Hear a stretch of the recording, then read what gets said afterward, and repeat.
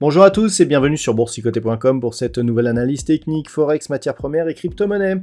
Avec une paire de devises euro-dollar qui reste dans un flux haussier d'un point de vue court terme, puisque si on observe ce qui se passe actuellement, même si on a échoué ici au franchissement de la zone des 1.0880, on a marqué un contact appuyé ici sur la bande de Bollinger supérieure. Suite à cela, nous avons un retour sur la moyenne mobile 20 exponentielle qui semble arrêter ici la phase de baisse que nous avons actuellement, puisque le cours aujourd'hui rebondit sur cette zone pour se diriger à nouveau vers cette zone des 1.0880. Donc il semblerait que l'on soit dans une phase de consolidation, mais qui reste circonscrite à un mouvement haussier.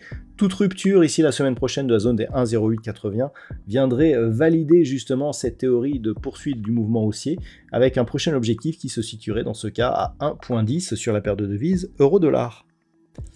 Sur la paire de devises livre sterling contre dollar américain, c'est sur la zone ici des 1.2750 que le CAC 40 manque ici le franchissement, mais on est là aussi sur une dynamique qui est haussière, sur un contact ici sur la bande de Bollinger supérieure, bien au-dessus des moyennes mobiles, et on a cassé ici la précédente zone de point haut de la précédente tendance baissière. Il semblerait même que la zone ici des 1.2690 agissent désormais comme support sur la phase de cotation actuelle, donc ça va là aussi dans le sens d'une reprise d'un mouvement haussier.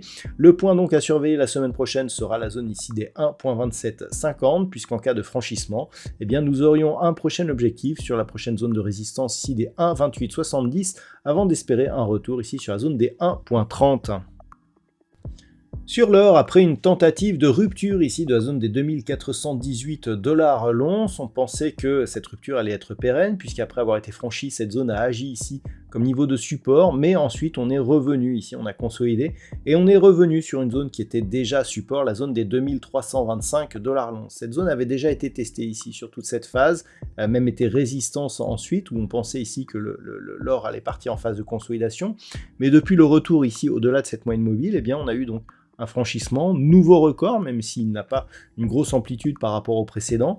Et cette phase de consolidation, pour l'instant, ne remet absolument pas en cause la dynamique haussière. Attention toutefois, si on cassait la zone des 2325 et si on venait casser ici le point bas qui se entre ces deux niveaux de point haut, puisque sur une échelle un peu plus éloignée, on aurait une configuration qui pourrait ressembler ici à un double top, puisque nous avons une forte montée, ici deux points hauts significatifs assez semblable. Le fait de casser ici et de revenir sur ce point bas, pourrait valider donc cette configuration en double top et nous envoyer un signal de retournement majeur. Donc ce sera le point à surveiller la semaine prochaine, mais tant que l'on est au-dessus de ces niveaux et donc la zone de danger se situe ici à 2280 $ l'once, nous sommes toujours dans une tendance prioritairement haussière. Au niveau du WTI, c'est relativement stable. Les cours semblent résister ici à une cassure de la zone des 76,30 $ le baril. Alors, on a eu tout de même un test ici de la moyenne mobile 20 exponentielle. On n'était pas loin de la zone des 80,50 et puis les cours reviennent ici sur cette zone de support des 76,30 $ le baril et se stabilisent sur cette zone. Malgré tout, suite à cette attaque sur la bande de Bollinger inférieure, ce retour sous la moyenne mobile et le fait que l'on revienne ici sur les points bas, on est quand même dans un setup qui ressemble énormément à un setup baissier. Et si on venait à casser ici cette zone des 76,30, ce qui est le scénario privilégié, le prochain objectif se situe désormais à 74 $ le baril. Pour échapper à cette éventualité baissière, il faudrait désormais donc casser le point haut significatif ici et la zone des 80,50 $ le baril pour repartir sur une dynamique haussière. On aurait qui plus est un double bottom qui s'inscrirait. Donc clairement, tant que l'on est au-dessous de ces niveaux, nous sommes toujours dans une dynamique qui est baissière. Puis enfin, au niveau du Bitcoin, le franchissement de la zone des 68 800 $ pour un Bitcoin n'a pas tenu. On pensait revenir ici. En plus, on a eu des bonnes nouvelles, hein, notamment sur les ETF par la SEC, sur d'autres cryptos, mais qui auraient pu impacter le Bitcoin.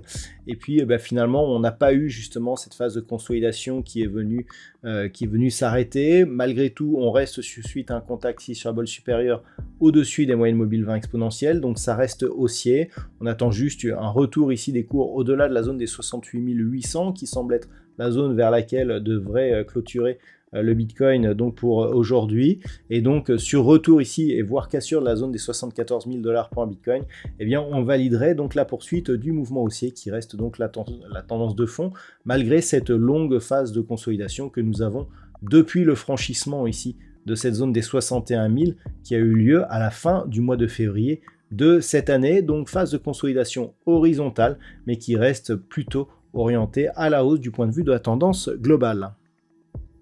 Voilà donc ce que l'on peut dire sur l'analyse technique de ces principaux actifs de marché pour ce soir. Je vous souhaite de passer un très bon week-end. On se retrouve dès la semaine prochaine pour d'autres analyses techniques, toujours sur le site boursicoté.com.